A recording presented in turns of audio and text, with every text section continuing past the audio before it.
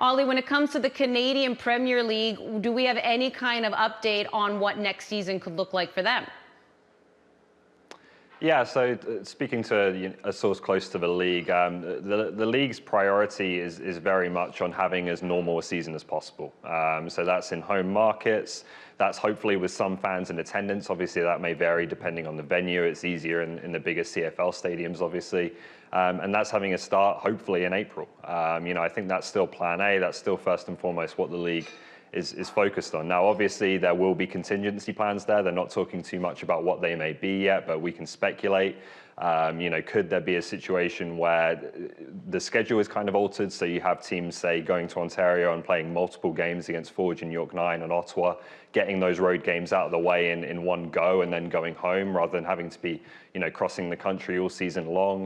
Now we have a fairly even 4 in the West, 4 in the East split. Could we see some kind of conference structure? I think all things like that will be on the table as potential contingency plans if we do need to be more cautious.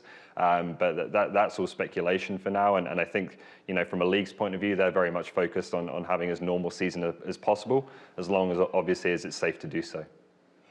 Yeah, as long as it's safe, we all agree. But there's going to be precedent. NHL teams are going to be playing against one another in a Canadian division. It's the exact same thing as the Canadian Premier League. I mean, there shouldn't be one rule for one league and another rule for another league. So hopefully this pushes forward and common sense is applied here. Forget about the optics. Let's go with common sense. And what makes sense is as normal as a CPL season as possible. Yeah, you're so right. You'd have to think that would be the precedence with the NHL getting going earlier in January if they have an all-Canadian division. Kind of just speaks for itself right there when it comes to the Canadian Premier League, which is only Canadian teams.